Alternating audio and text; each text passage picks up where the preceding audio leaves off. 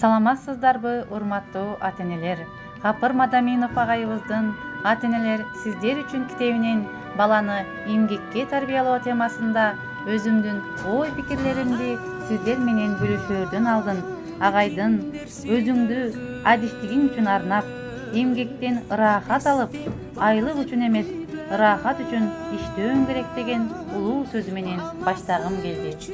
Москва шаарынан Каратаева Нургүл. Мен бул ой пикирлеримди ББК методу менен колдонгум келди. Билем, балам мага ар убак жан дилден жардам берген күндөрүн эстеп, дагы деле сагынам. Билгим келет, агайдын энелерге арналган дагы кандай сырлары бар экен? Билдим. Баланы эмгекке тарбиялоодо эч качан баланын кылгысы келген ишине тоскоолдук жаратпай, эң ширин сөздөр менен эмгекке үйрөтсөк болот. Мисалы, биз ата-энелер кээде бала өзү каалаган иштери үчүн тоскоолдук кылабыз. Аны кылба, муну кылба, кармаба, тийбе, сындырасың, төгөсүң, кесип аласың, сайып аласың, күйүп каласың деп баланын кызыгып үйрөнө турган эмгегин байкабай, кагып, жилкип, баланын көөнүн оорутуп, эмгекке үйрөтө албай, биз ата-энелер өзүбүз күнөөлүү болуп калабыз. Бул нерсе кичинекейинде билинбейт. Себеби ал убакытта балам кылгандан көрө өзүм эле кылып коеюн деп өзүбүз балабыз эмгекке үйрөнүшүнө мүмкүнчүлүк бербеген болуп калабыз. Убакыт өткөн сайын дагы балабызга айтабыз: "Ушуну да билбейсиңби? Үйрөн" дейбиз. А башкалар болсо балабызга: "Апаң үйрөтпөгөнбү? Ата-энең айтпаганбы?"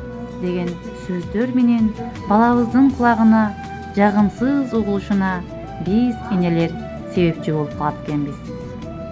Урматтуу ата-энелер, сиздерге дагы сонун сунуш. Бала тарбиялоодо балаңызга кечке эле буйрук бере бербей, андан суранып да туруңуз. Сиздин алдыңызда ал өзүн урматтуу чоң кишидей сезсин. Эмгекке баланы тарбиялоо. Сиздин иштегениңизди балаңыз көрсүн, кызыксын. Жумушту балаңызга үйрөтүңүз. Бир бөлүгүн өз алдынча аткарып дагы көрсүн.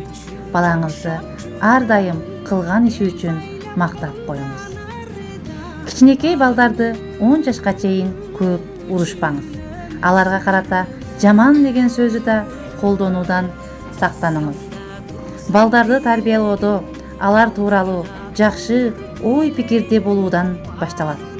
Эч нерсе колуңдан келбейт, жалкоо, сөз укпайт десеңиз, ошондой болуп дагы калышы ыктымал.